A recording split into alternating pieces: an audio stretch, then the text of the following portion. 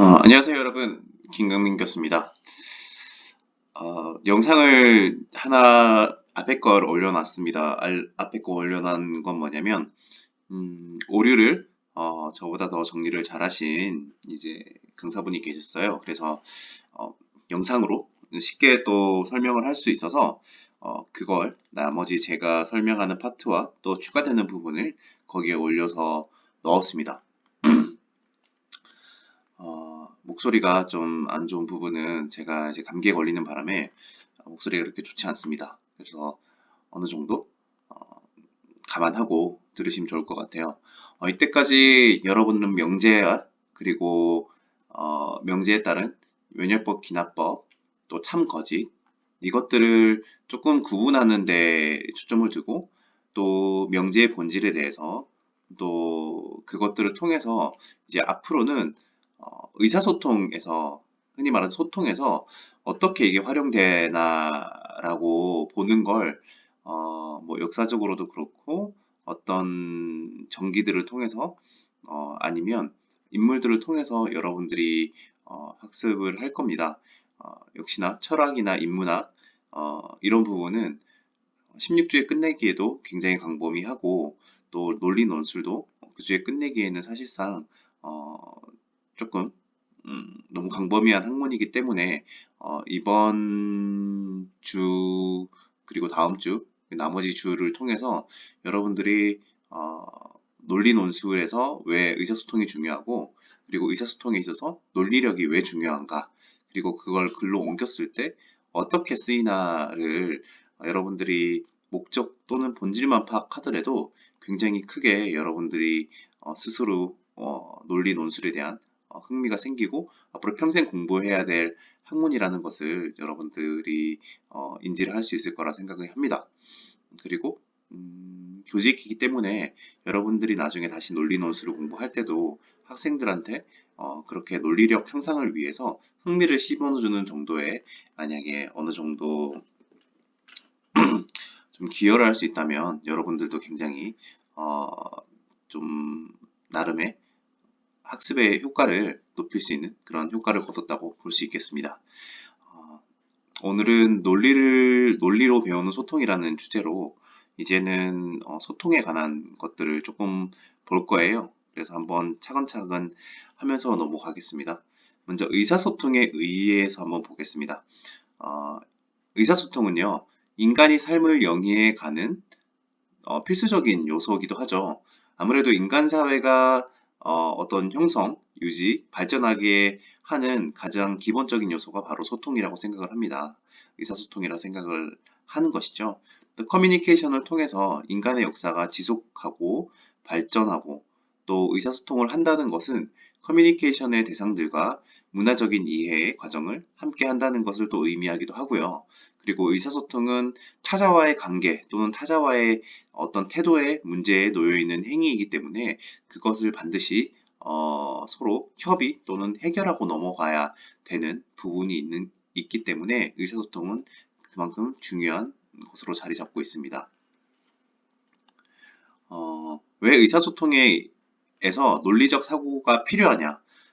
논리적 사고는요, 타당한 근거를 제시를 해서 또 어떤 설득력 있는 결론 혹은 주장을 도출해 나가는 사유의 과정이기 때문입니다. 논리적 사고는요, 객관적인 판단을 이끌어내는 것을 목적으로 할 때 필요한 사고라고 수업 시간에도 얘기를 했습니다. 또 공적인 업무나 또 토론, 논쟁 등에서 공정하고 또 이해 당사자가 모두 수용할 수 있는 결론을 도출해내는데 꼭 필요한 사고 능력이고요. 그리고 그런 논리적 사고를 바탕으로 한 표현은 의사소통의 객관성과 또 공정성을 담보하는 기초가 되는 것이기 때문이죠. 여러분들 여기 빈칸을 넣어 놓은 건 뭐냐면 여러분들이 패드나 노트북으로 나중에 수업을 할 때 거기에 메모를 하시라고 제가 비워놨어요. 그래서 거기에 메모를 하시길 바래요. 알겠죠? 또 논리적 사고 능력은 학문 활동의 기본 능력이기도 하고 또 우리가 민주주의 사회에 살고 있기 때문에 그 사고 능력이나 비판, 나중에 비판력도 설명을 하게 될 텐데 그런 민주 시민의 꼭 필수한 능력이기도 하고 또 4차 산업과 같은 정보 사회에서 요구되는 능력이기도 합니다. 마지막으로 우리가 살면서 참과 거짓을 구분하고 또 그거에 대한 판단을 내릴 수 있는 문제 해결을 비롯한 여러 업무 수행 능력 그리고 삶의 어떤 지혜라고 볼 수 있는 것이 바로 논리적 사고 능력입니다. 그러면 논리와 비판적 사고는 뭐냐?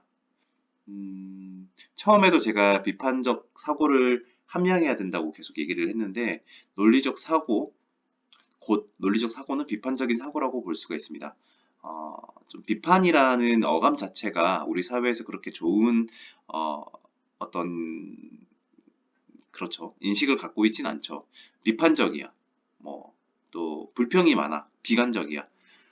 그게 사실 좀 구분은 돼야 됩니다. 비판이랑 뭐 비평이랑 아니면 비관이나 빗자라 빗자가 들어가는 그런 여러 어휘들이 있는데 그것 때문에 그런 어감만으로 되게 좀 인식이 좀 뭔가 부정적인 면이 없지 않아 있는데 어, 비판은 좀 명목적으로 말하다 보면 좋지 않다고 평하거나 판단하는 것만은 아닙니다. 사물의 옳고 그름이나 잘 되고 못됨에 대하여 검토해서 평가하는 일이 바로 비판입니다. 비판적 사고와 비판하는 사고는 다릅니다. 비판적 사고는 뭐냐면 글이나 말을 정확하게 이해한 다음에 그에 대한 적절한 평가를 내리는 것이 바로 비판적 사고입니다. 그냥 비판하는 것은 의식의 흐름대로 나오는 말들을 비판한다고 말을 할 수가 있고 남을 평하하거나 판단하는 것이 바로 비판이지만 비판적 사고는 역시나 거기에 대한 확실한 분석을 통해 적절한 평가를 내리는 것이 바로 비판적인 사고라고 볼 수가 있습니다. 비판적 이해는요, 차원과 평가의 차원으로 나뉩니다. 이해의 차원과 평가의 차원으로 나뉘는데, 그게 9가지 요소로 되어 있습니다. 비판적 이해에서는요, 어, 요소를 한번 보자면 문제, 결론, 전제, 개념, 정보, 관점, 목적, 합축, 맥락으로 나와 있죠. 먼저 단계별로 보겠습니다. 비판적 이해의 1단계부터 한번 보겠는데 비판적 이해 1단계에서는 어떤 먼저 물음을 가져야 되냐, 어떤 비판적 의문을 가져야 되냐. 먼저 현안, 지금 처해진 문제가 무엇인가, 그리고 결론은 어떤 주장을 하고 있는가, 문제가 무엇이며 어떤 주장을 하고 있고 그리고 이 주장은 어떤 전제에 근거하고 있는가를 먼저 보는 것입니다. 그 다음에 비판적 이해 2단계는 뭐냐면, 어, 다루고 있는 주요 개념, 주로 다루고 있는 개념이나 또 어떤 정보들을, 그 타당한 정보들을 어떤 정보들을 사용하고 있는가, 뭐 그것에 따라서 여러 가지가 있을 수 있겠죠. 최신 정보냐, 그렇지 않은 정보냐일 수도 있고, 아니면 우리나라 실정에 맞는 정보냐, 그렇지 않은 정보냐일 수도 있고, 아니면 어떤 공인된 기관이나 아니면 국제적인 기관에서 인증된 기관이냐, 뭐 등등 이런 정보들이 출처에 대한 뭐 정보들일 수도 있고 그런 것들도 많이 객관적으로 살펴봐야 되겠고 그리고 어떤 목적을 추구하고 있는가 역시 본질적인 이거에 따라서 어떤 이익이 있는가 아니면 어떤 손해가 있는가 아니면 이 사람을 뭘 하려고 그러는가 아니면 어떤 목적이나 목표가 있는가를 추구하고 있는가를 면밀히 살펴보면 나옵니다. 특히 저번 시간에도 얘기를 했는데 예를 들어서 뭐 트랜스젠더 성전환자에 의한 혜택을 줘야 된다고 하리수가 말했다. 그런데 하리수는 실제로 성전환 수술을 했고 그에 대한 권위를 찾아가는 권위가 아니라 그에 대한 당연한 자신의 권리를 찾아가는 것이라고 주장을 한 것은 실제로 하리수 자신이 성전환 수술을 한 다음에 자신의 어떤 권리를 찾아야 된다라고 주장하는 것은 그 혜택이 자신한테 돌아가기 때문에 그런 목적성에 있어서 조금 이타적인 것과는 다르죠. 그렇기 때문에 어떤 목적을 추구하는가도 굉장히 중요한 부분입니다. 또 비판적 이해 3단계에서 보게 되면 또 어떤 관점에서 서서 논의하고 있는가, 그리고 논의의 함축은 무엇인가, 어떤 맥락에서 논의되고 있는가, 이런 3단계까지로 여러분들이 보시면 되고, 그 다음은 그러면 과연 어떤 의사소통이 바람직하냐, 그리고 어떤 표현이 가장 명료하냐를 보는 것이에요. 어, 여기를 한번 그대로 읽어보면 말이나 글로 자신의 의사를 전달하고자 할 때 가장 기본적인 원칙은 분명하고 명료하게 전달해야 한다는 점이 되겠죠. 당연하겠죠. 조금 더 부가적인 설명을 하자면 어, 분명하고 명료한 의사소통에 방해가 되는 대표적인 한 두 가지 정도의 요소가 있습니다. 뭐냐면 애매하게 말하는 것과 모호하게 말하는 거예요. 바로 애매성과 모호성이라고 하는데요.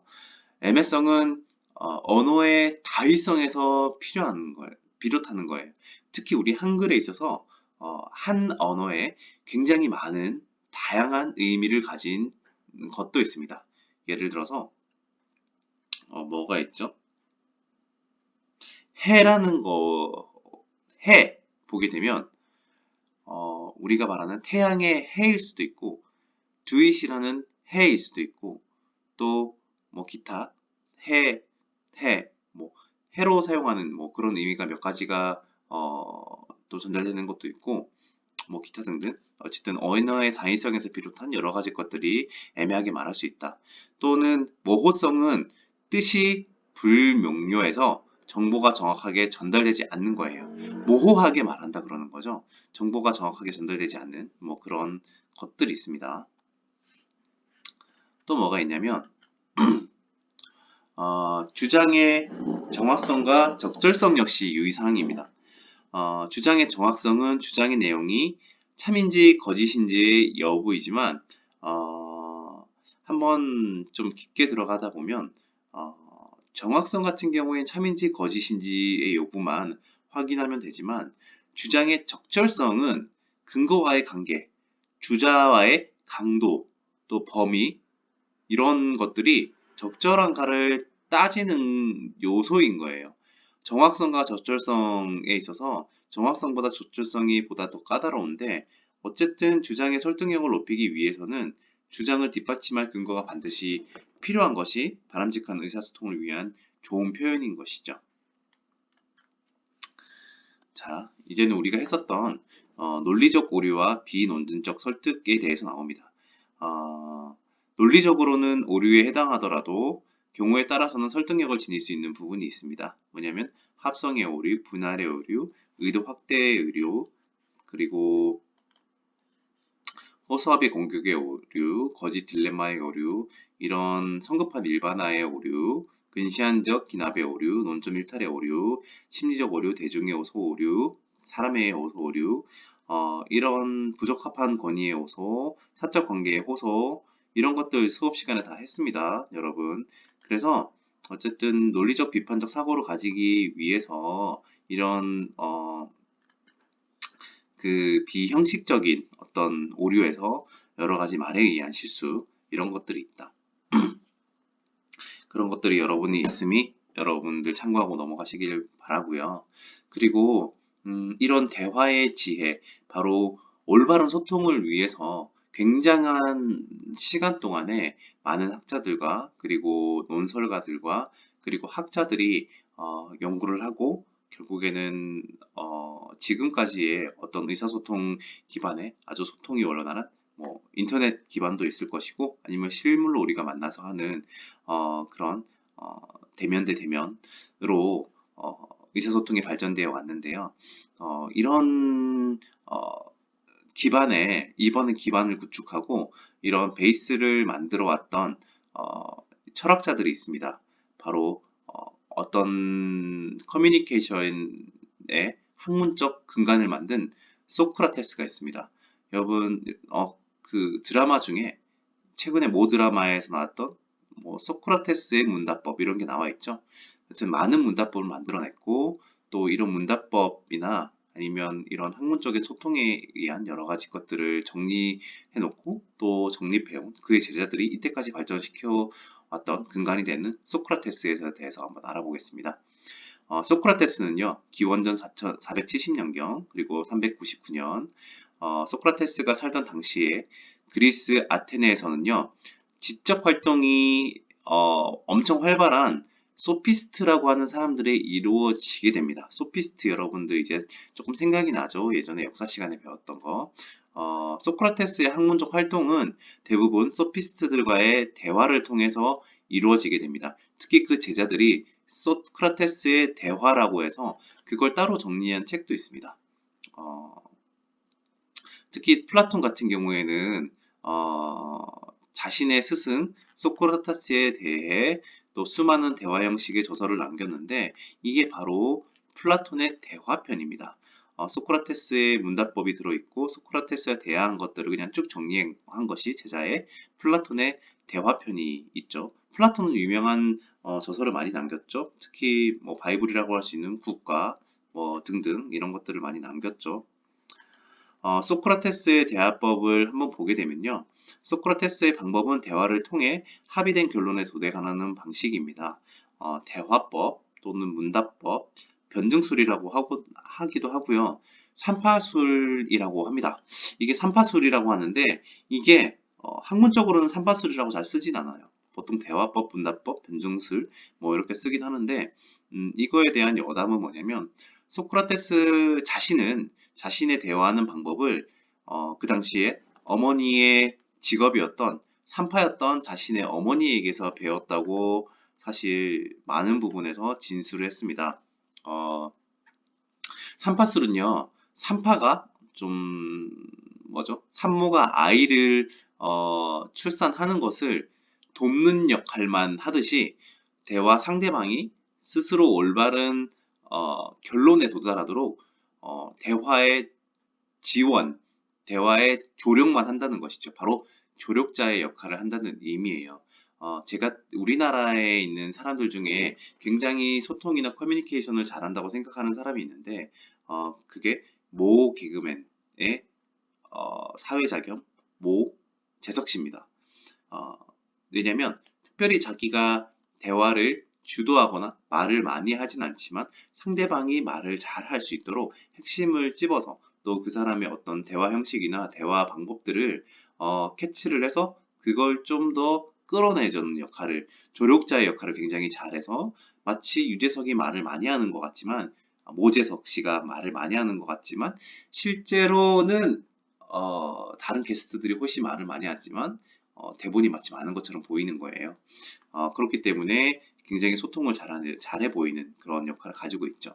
어, 소크라테스는요, 여담은 길에서 만나는 그 누구와도 대화를 하고자 했고, 또 같은 주제에 대해서는 끊임없이 대화를 나누고, 또 모두가 받아들일 만한 결론에 도달하고자 했습니다. 누가 이기고 누가 지고가 아니라 모두가 받아들일 만한 결론을 도달하고자 했는데 이것이 대화의 핵심입니다. 이게 여러분들 혹시 영화에서 보게 되면 FBI 뭐 요원이 어, 나오는 장면들을 좀 많이 봤을 겁니다.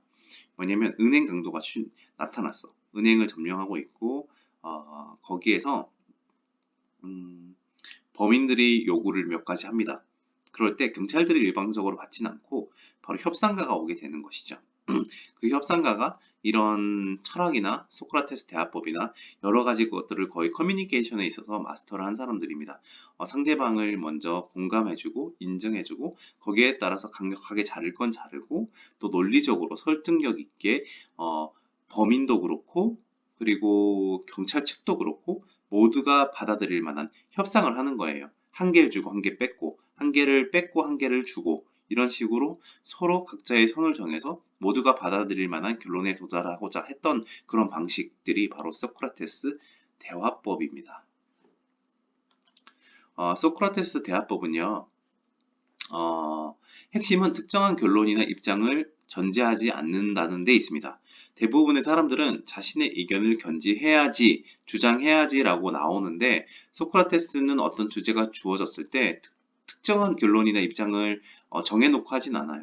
상대방이 어쨌든 합리적인 어떤 대화를 통해서 결론에 도달하고자 했다는 것에 특징이 있습니다. 그렇기 때문에 굉장히 열린 사고인 거죠. 그러니까 자신의 주장을 견지하고 주장하는 것이 아니기 때문에 그걸 비판받아도 소크라테스는 기분받지 않았던 거예요. 제자들한테 여러 가지 의문을 받고 뭐 어떤 비판을 받더라도 소크라테스는 결코 기분 나빠하지 않았다고 합니다. 어, 대화의 모든 단계에서 그 의미의 어떤 협의를 거치고 나서 다음 단계로 이동을 해서 어떤 결론을 또 도출하고, 또 결론을 통해서 어떤 걸 또 도출하고 해서, 결론은 서로 모두가 어쨌든 인정하는 그런 대화를 이끌어 나갔던 것이죠. 어쨌든 소크라테스의 삼파수를 자신의 무지에 대한 자각으로부터 출발한다고 했습니다. 자신이 모르기 때문에 그것들을 인지하고 얘기하고 알아가야 된다고 주장을 했던 것이었죠. 알아가 달라고 하면 이 말은 뭐죠? 무지에서 출발한다는 바로 명언이 나오는 것이요. 여기서 나온 거예요.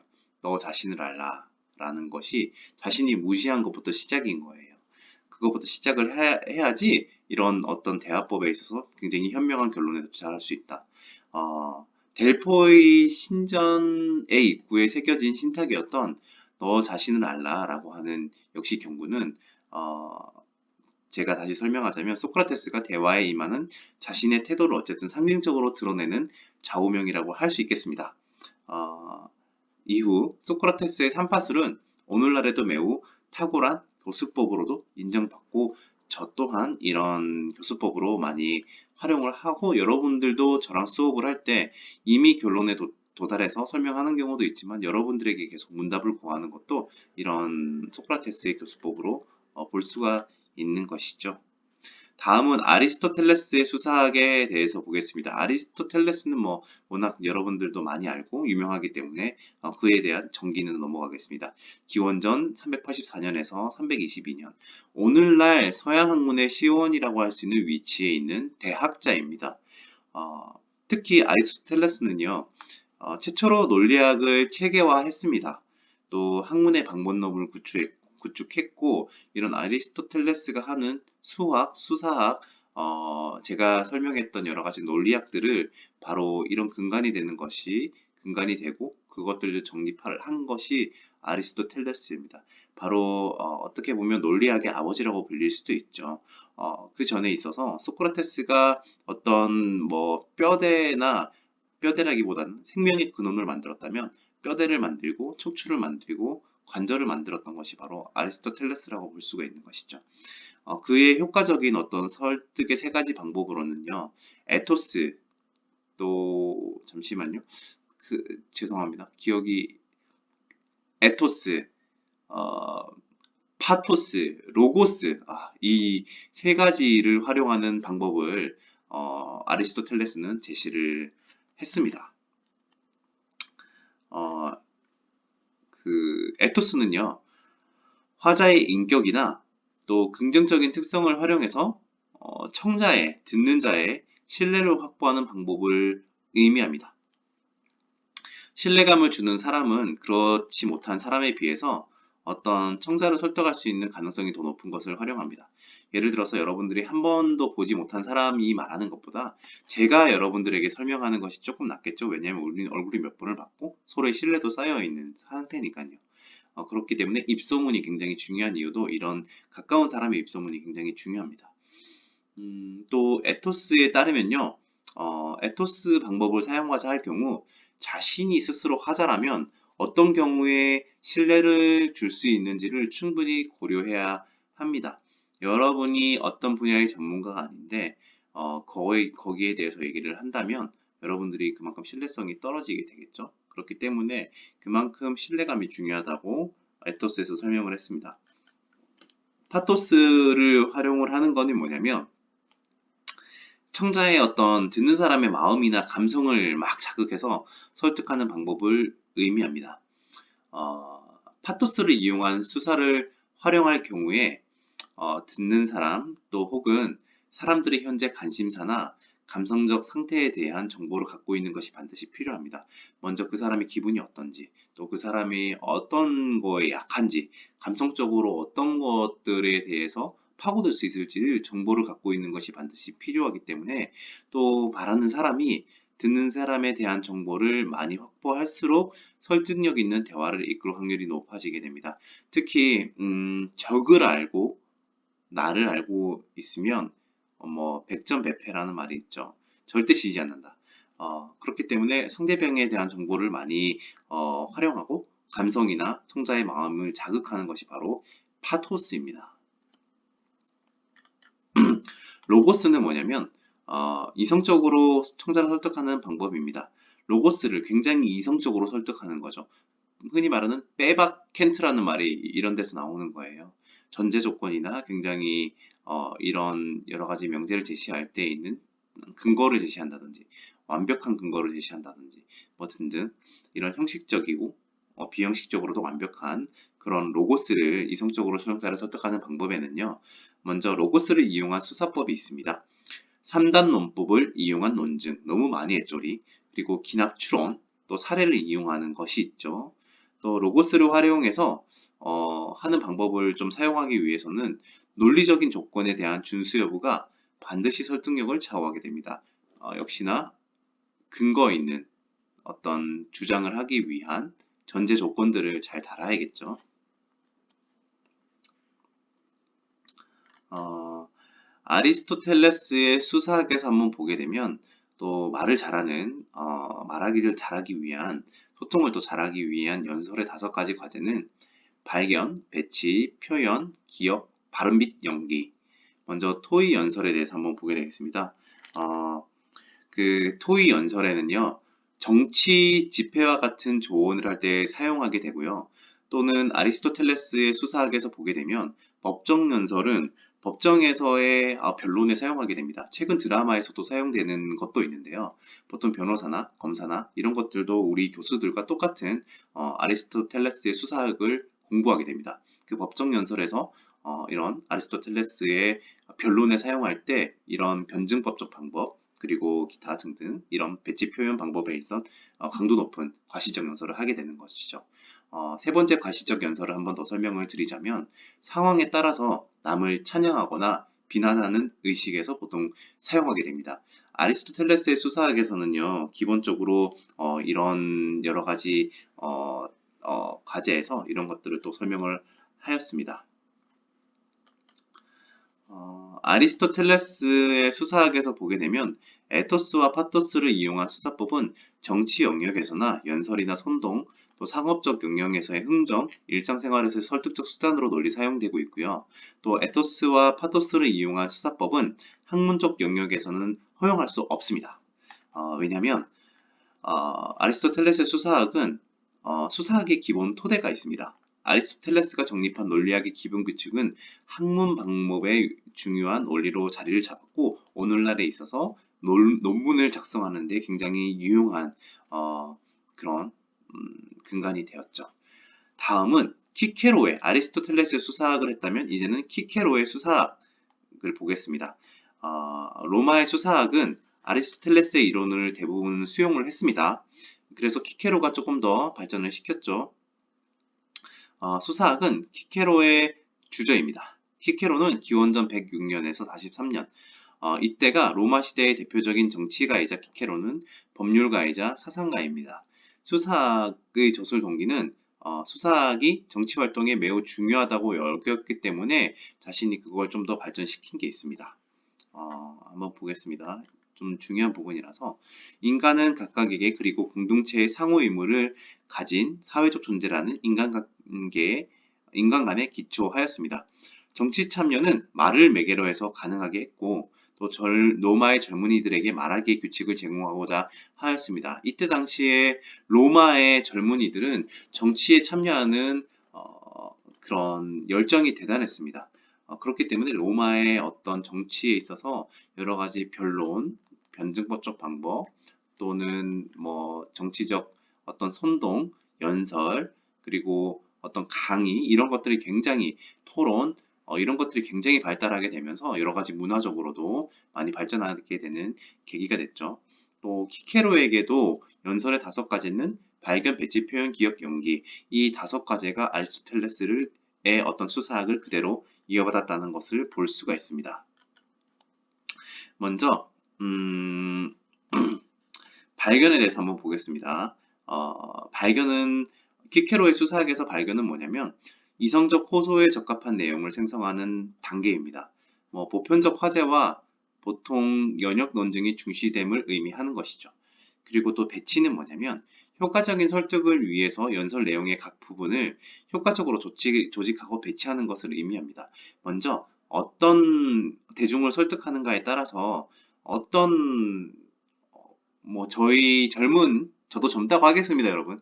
젊은 친구들은 주장을 먼저 연설에서 강조하고 거기에 대한 근거를 내미는 것이 중요하고 어떤 연배가 들거나 또는 조금 그런 논리적인 것보다는 감성적으로 좀 호소할 수 있는 그런 것들을 보게 되면 앞에 전제에 있던 히스토리들에 대한 것들을 많이 자극하는 또 연세 많으신 분들은 할아버지 할머니들은 그런 이야기거리를 좋아하기 때문에 결론부터 말하는 것보다는 앞에 스토리를 굉장히 좋아하는 것이죠. 등등 이런 연설의 내용 각 부분을 어떻게 조직하고 배치하는 거에 따라서 굉장히 효과적인지를 봤습니다.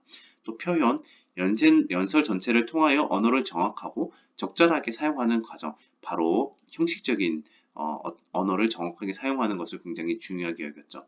또 기억스를 적용해서 듣는 사람의 기억력을 활성화시키는 과정이에요. 예를 들어서 마케팅의 법칙도 있는데 똑같은 단어를 5번 이상 말하면 그걸 잘 기억하게 말하는 것처럼 전제와 결론, 근거에 계속 이제 똑같은 단어를 반복한다든지 아니면 그걸 유사하게 이끌어내는 어떤 심리학을 이용한다든지 이런 것들을 이용하게 되면 좀 더 기억력을 활성화시킬 수 있는 그런 것들을 연구를 많이 했습니다.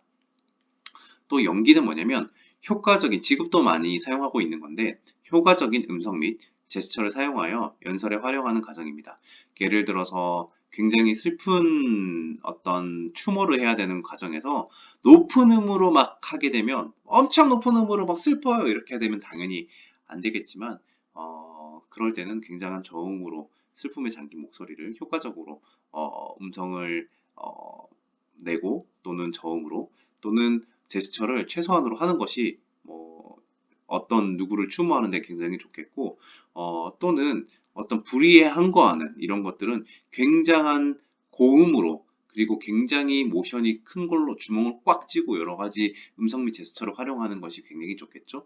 이것은 또한 교육에도 많이 이용되게 됩니다. 수사학은요, 연설에 관한 내용만이 아니라 시민법의 체계도 정리하는 내용도 바로 포함하고 있습니다. 여러분들 다음에 기회가 있다면 아리스토텔레스의 수사학도 물론 좋은데 키케로의 수사학을 꼭 읽어보길 바랍니다. 제가 수사학 하는 것도 이런 형식적인 여러 가지 기호에서 발전된 이런 커뮤니케이션에 관련된 이런 수사학을 보게 되면 여러분들이 강의하는 것이나 아니면 평소에 여러분들이 누구랑 대화할 때도 굉장히 도움이 많이 됩니다. 키케로는 어쨌든 법학입니다. 법학. 법학의 목적 규정을 형평성에 두고 있습니다. 법의 형평성을 유지하는 힘을 진실, 그리고 정의, 평등, 그리고 조음이라고 하는 4가지 개념을 규정해서 법의 형평성을 유지하는 힘을 기르고자 했기 때문에 이런 것들이 법의 형평성을 유지하는 것이 바로 어떤 소통에 있어서도 굉장히 잘 적용된다고 주장을 하고 있습니다. 키케로의 수사학에서 보게 되면요. 이 4규정은 상호 대립하기도 하고 또는 상호 보완하는 관계를 유지하면서 법의 근거와 정당성을 제공하고 있습니다. 키케로의 수사학은요. 법정에서 벌어지는 어떤 쟁점이 나오죠. 항상 논증이나 쟁점이 나오는데 이런 체계적인 논의도 포함되고 그런 예시들도 드러났습니다. 아리스토텔레스의 수사학과 좀 비슷하게 키케로의 수사학 역시도 기본적으로 연설에서의 설득력을 확보하는 데 관심을 두고 있습니다. 수사학의 기본 규칙들은 여러 대화에서도 효과적으로 활용될 수 있음을 재차 여러분들에게 말해주고 있습니다. 이제 쇼펜하우어까지 나왔죠. 오늘은 쇼펜하우어까지 할 거예요, 여러분. 쇼펜하우어의 논쟁에서 이기는 방법에 대해서 좀 설명을 했습니다. 쇼펜하우어의 논쟁에서 이기는 방법은 뭐냐면 독일의 철학자 쇼펜하우어는 그나마 최근이죠. 논쟁에서 이기기 위한 38가지 방법을 정리를 하였습니다. 쇼펜하우어는 논쟁은 논리와 달리 진리를 추구하는 과정이라고 결코 보진 않고요. 논쟁의 당사자들이 자신의 견해와 또 이익을 견지하고 관철시키기 위한 과정으로 봤습니다. 실제로 이루어지는 논쟁에서 논쟁의 당사자들이 항상 논리적인 원칙을 고려한다고 볼 수는 없습니다. 논쟁에서 이기기 위한 방법은 논리적으로 타당하거나 도덕적으로 바람직한 원칙들이라고 볼 수는 없습니다. 바로 기술적인 거죠. 대화의 기법에 대해서 그리고 이기는 방법에 대해서 주로 쇼펜하우어는 많이 연구를 하였습니다. 쇼펜하우어는요, 그 방법을 알고 사용할 것을 권장하기보다는 그러한 방법에 이용당하지 않기 위한 지침으로 권할 수 있습니다. 특히 우리가 말을 했던 오류를 계속 했잖아요. 그런 오류에 대해서 많은 오류들을 여러분들이 인지를 하고 있고 이해를 하고 있으면 바로 쇼펜하우어의 논쟁에서 이기는 방법과 직결되게 나와 있습니다. 논리적 사고에서 가장 중요한 부분은 비판적 사고라고 말을 했죠. 그 비판적 사고에서 이런 쇼펜하우어의 논쟁에서 이기는 법도 적용이 됩니다. 그렇기 때문에 많은 오류를 알고 그 옳은 오류를 통해서 바로 그러한 방법에 이용당하지 않기 위해서 쇼펜하우어는 많은 공을 들였습니다. 먼저 논쟁에서 이기게 해줄 수는 있지만요. 이런 방법들이 대화를 통해서 상대의 진정한 존중을 이끌어내기 어렵습니다. 어떤 대화는요. 궤변을 통해서 이기는 방법이 있어요. 이기긴 했지만 궤변을 통해서 이겼고 상대방을 함정에 빠뜨렸기 때문에 상대방이 말이 진실임에도 불구하고 이런 논쟁에서 지는 경우가 있습니다. 그래서 상대의 진정한 합치나 처음에 말했던 소크라테스의 진정한 의미에서의 합치나 존중을 이끌어내기는 어려운 것이죠.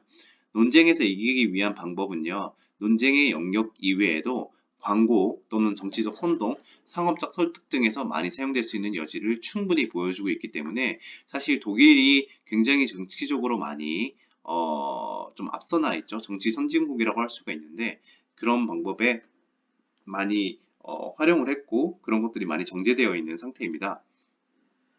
그러면 쇼펜하우어의 논쟁에서 이기는 법에서 한번 보겠습니다. 첫 번째, 확대 해석하라. 두 번째, 동음, 동령 이의어를 사용하라. 세 번째, 상대방의 구체적인 주장을 절대화하고 보편하게 하라. 네 번째, 당신의 결론을 상대방이 미리 예측하지 못하게 하라. 다섯 번째, 거짓된 전제들을 사용하라. 여섯 번째, 은폐된 순환 논증을 사용하라. 일곱 번째, 질문 공세를 통해 상대방의 항복을 얻어내라. 여덟 번째, 상대방을 화나게 만들어라. 아홉 번째, 상대에게 중구난방식의 질문을 던져라. 열 번째, 역발상으로 상대방의 의표를 찔러라. 11번째, 낱낱이 사실들에 대한 상대방의 시인을 본편적인 진리에 대한 시인으로 간주하라. 12번째, 자신의 주장을 펴는 데 유리한 비율을 재빨리 선택하라. 13번째, 상반되는 두 가지 유형제를 동시에 제시하여 상대방을 궁지로 몰아라. 14번째, 뻔뻔스러운 태도를 취하라. 15번째, 암계 작전을 사용하라. 16번째, 상대의 견해를 역이용하라. 17번째, 미묘한 차이를 이용하여 방어하라. 18번째, 논쟁의 진행을 방해하고 논의를 다른 방향으로 돌려라. 19번째, 논쟁의 사안을 일반화하여 그 부분을 공격하라. 20번째, 서둘러 결론을 이끌어내라. 21번째, 상대방의 궤변에는 궤변으로 맞서라. 22번째, 상대가 억지를 쓴다고 큰 소리로 외쳐라. 23번째, 말싸움을 걸어 상대로 하여금 무리한 말을 하게 하라. 24번째, 거짓 추론과 왜곡을 통해 억지 결론을 이끌어내라. 25번째, 반증 사례를 찾아서 단칼에 끝내라. 26번째, 상대방의 근거를 뒤집어라. 논거를 뒤집어라. 27번째, 상대가 화를 내면 바로 거기에 약점이 있는 것이다. 28번째, 상대방이 아니라 청중을 설득하라. 29번째, 상대방에게 질 것 같으면 화제를 다른 곳으로 돌려라. 30번째, 이성이 아닌 권위에 호소하라. 31번째, 당신의 말은 형편없는 내 이해력을 넘어서는군요. 32번째, 상대방의 주장을 증오의 범주 속에 넣어라. 33번째, 그것은 이론상으로 옳지만 실제로는 거짓이다. 34번째, 한번 걸려들면 빠져나가지 못하게 하라. 35번째, 동기를 통해 상대방의 의지에 호소하라. 36번째, 의미 없는 말들을 폭포수처럼 쏟아내라. 37번째, 상대가 스스로 불리한 증거를 대면 그쪽을 공격하라. 38번째, 상대가 너무나 우월하면 인신공격을 감행하라. 굉장하죠? 저는 이런 쇼펜하우어와 대화하기 싫어요. 이런 논쟁에서 이기는 방법을 마스터한 사람과는 절대로 대화하기 싫습니다. 여러 가지 전략들이 있거든요. 대화에도. 여러분들이 이때까지 보지 못했던 정치적 대화나 토론이나 이런 거에서 보면 이런 것들을 조금 여러분들 머릿속에 넣고 있으면 아마 보일 거예요. 이런 오류들을 이용해서 활용하거나 아니면 이런 것들을 좀 잘, 어, 뭐 응용해서 하는 것들이 많거든요. 한번 차근차근 볼게요. 쇼펜하우어의 방법은요, 상대방으로 하여금 논쟁의 상황에서 공경에 처한 것처럼 보이게 만드는 수법이에요. 마치 당황스럽게 하는 거지. 당황스럽게 만들어서 이성의 판단을 흐려놓고 그냥 아무 말이나 나오게 만들게끔 하는 방법인 거예요. 한번 보게 되면, 입증 책임을 강하게 부담 지우는 방법에는, 너 입증할 수 있어? 뭐 아니면 뭐 나는 입증 못 하겠는데? 몰라? 이런 식으로 약간 강하게 부담을 지우는 방법은 1번 확대 해석하는 방법, 3번 상대방의 구체적인 주장을 절대하고 보편하게 만드는 거, 그리고 11번 낱낱이 사실들에 대한 상대방의 시인을 보편적인 진리에 대한 시인으로 간주하라.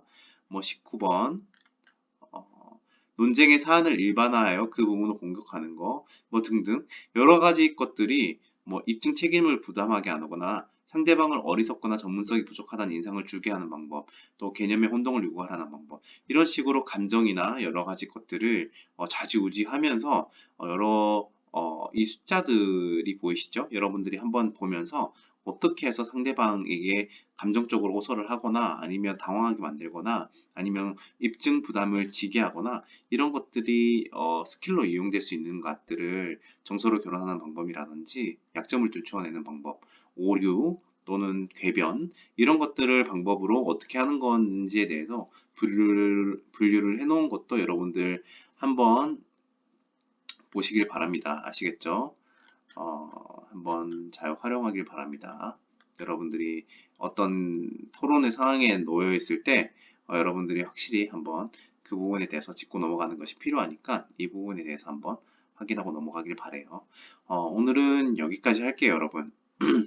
앞에 영상이랑 이거 영상까지 하면 사실 뭐 시간이 60분이 넘고 평소 시간보다 강의에 주어진 시간보다 훨씬 넘는 시간을 했는데 다음 시간에도 영상 하나랑 나머지 것들을 할 테니까 여러분들이 이 부분을 참고하길 바랍니다. 참고하고 여러분들이 다음 시간에도 영상 하나와 나머지 하버마스의 의사소통 행위 이론까지도 할 거예요. 어쨌든 이 부분이 굉장히 또 중요한 부분의 하나이기 때문에 하버마스의 의사소통 행위 이론을 다음 시간에 또 하면서 넘어가도록 하겠습니다. 오늘 여러분들 고생했고 다음 시간에 또 보겠습니다. 감사합니다.